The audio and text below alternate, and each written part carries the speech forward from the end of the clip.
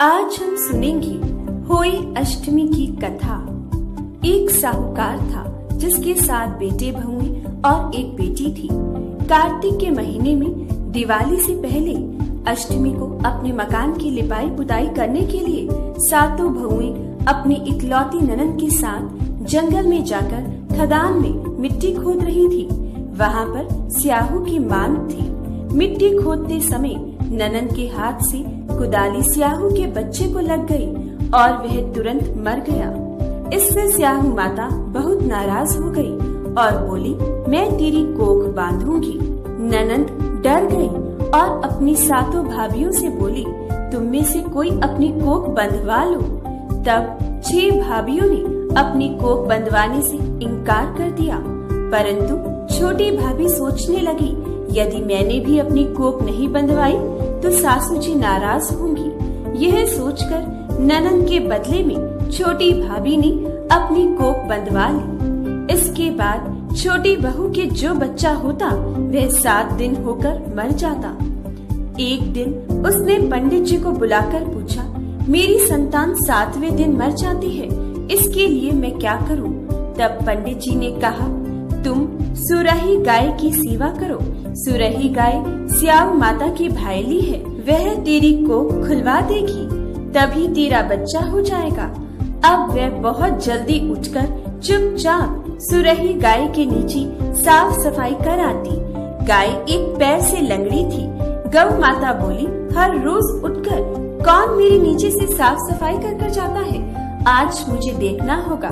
गौ माता खूब सवेरे उठी तो क्या देखती है कि साहूकार के बेटे की बहू उसके नीचे साफ सफाई कर रही है। गौ माता बहू से बोली, क्या मांगती है? साहूकार की बहू बोली, तुम्हारी बहली है और उसने मेरी कोख बांध रखी है, मेरी कोख खुलवा दो। गौ माता ने कहा, अच्छा, अब मैं ऐसा ही करूँगी। गौ माता साहूकार की बहू को अपनी भाईली के पास लेकर चली। रास्ते में कड़ी धूप थी। वह दोनों एक पेड़ के नीचे बैठ गए। थोड़ी देर में एक सांप आया। उसी पेड़ पर गरुड़ पंखड़ी के बच्चे को डसने लगा। साहूकार की बहू ने सांप ढाल के नीचे दबा दिया और बच्चे को बचा लिया। थोड़ी देर में गरुड़ पंखड़ी आई तो वहाँ खून देखकर साहूकार की बहू को चोंच मारने लगी। साहूकार की बहू ने कहा, मैंने तो तेरे बच्चे को मरने से बचाया है, बल्कि सांप तेरे बच्चे को मारने लगा था। मैंने तो उससे तेरे बच्चे की रक्षा की है। यह सुनकर गरुड़ पंखड़ी बोली, मांग तू क्या मांगती है? वह बोली, 7 समुंदर पार स्याहू माता रहती है, हमें तुम उसके पास पहुंचा दो। गरुड़ पंखड़ी ने दोनों को अपनी पीठ पर बिठाकर स्याहू माता के पास पहुंचा दिया। स्याहू माता उनको देखकर बोली, आ बहन, बहुत दिनों में आई। बातें करते समय स्याहू माता ने बीच में कहा, बहन, मेरे सिर में जुएं पड़ गई हैं। तो सुरही बहू से बोली कि तुम मेरी बहन के सिर से जुएं निकाल दो। साहूकार की बहू ने उसके सिर की सारी जुएं निकाल दी। इस पर स्याहू माता ने प्रसन्न होकर कहा, तूने मेरे सिर में बहुत सिलाई फेरी है, इसलिए तेरे 7 बेटे 7 बहुएं होंगी। वह बोली, मेरे तो एक भी बेटा नहीं है, 7 बेटे कहाँ से होंगे? स्याहू माता बोली, वचन दिया है, वचन से फिरूं तो धोबी के कुंड पर कंकड़ी हूँ। साहूकार की बहू बोली, मेरी कोख तो तुम्हारे पास बंधी पड़ी है। यह सुनकर स्याहू माता बोली, तूने तो मुझे ठग लिया। जा, तेरे घर पर तुझे 7 बेटे और 7 बहुएं मिलेंगी। तू जाकर 7 उद्यापन करना, 7 होई बनाकर 7 कढ़ाई करना। वह लौटकर घर आई तो वहाँ देखती है कि 7 बेटे 7 बहुएं बैठे हैं। उसने 7 होई बनाई, 7 उद्यापन किए, 7 कढ़ाई करी।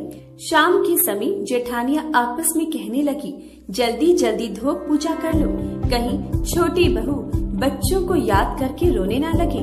थोड़ी देर में उन्होंने अपने बच्चों से कहा, अपनी चाची के घर जाकर देखो, आज वह अभी तक रो रही होगी। बच्चों ने आकर कहा, चाची तो होई बना रही है, खूब उद्यापन हो रहा है। यह सुनते ही जेठानियां दौड़ी दौड़ी वहाँ आई और आकर कहने लगी, तूने कोख कैसे खुलवाई? उसने कहा, तुमने तो कोख बंधवाई नहीं थी, 100 मैंने कोख बंधवा ली थी, परंतु अब स्याऊ माता ने दया करके मेरी कोख खोल दी है। हे स्याऊ माता, जैसे साहूकार के बेटे की बहू की कोख खोली, वैसे ही हमारी और सब परिवार की बहुओं की कोख खोलती रहना। कहता की सुनता की, हुंकारा भरता की। जय होई माता। तो दोस्तों, इस प्रकार से होई माता व्रत कथा पूर्ण होती है। होई माता, जिस प्रकार से आपने बहू की कोख भरी, इसी प्रकार से हर सुनी गोद को जरूर भरना। कोई भी माता अपने बच्चे के सुख से, अपने बच्चे की किलकारी से वंचित ना रहे। हर स्त्री के लिए माता का सुख बहुत बड़ा सुख माना जाता है।